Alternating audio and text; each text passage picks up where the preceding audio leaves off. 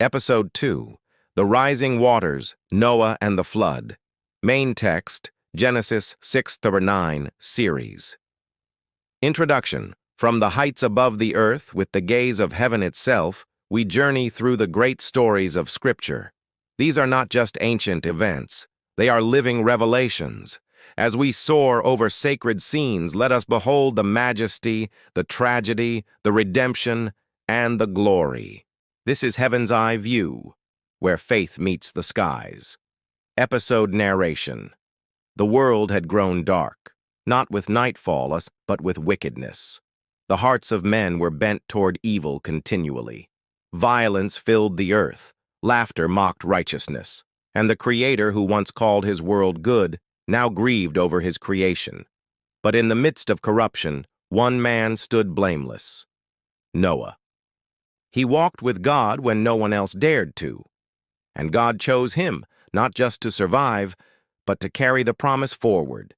"Build an ark," said the Lord, "not a boat for escape, but a vessel of salvation." It would take years, it would defy reason, it would provoke ridicule.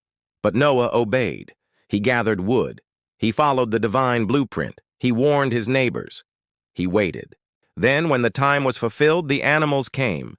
2 by 2, male and female, drawn by an unseen hand, lions and lambs, birds and beetles, beasts and crawling things. And Noah, with his family, entered the ark. The door shut, and the first raindrop fell. It began as a whisper from heaven.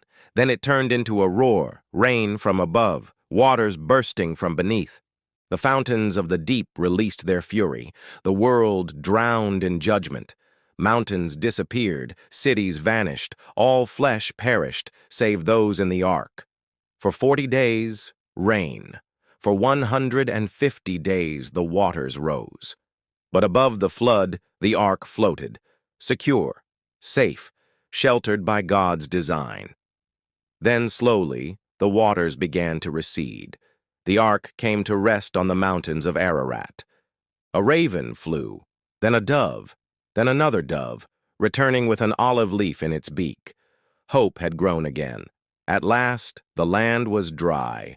Noah stepped out into a new world, a world washed clean.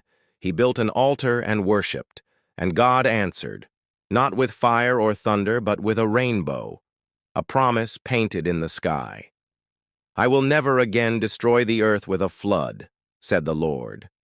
The covenant was sealed not by punishment, but by grace.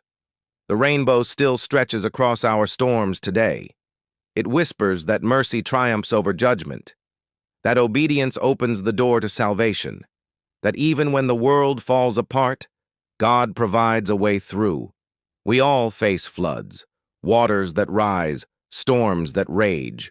But if we walk with God, if we obey when it doesn't make sense, we too will find refuge in his ark of grace.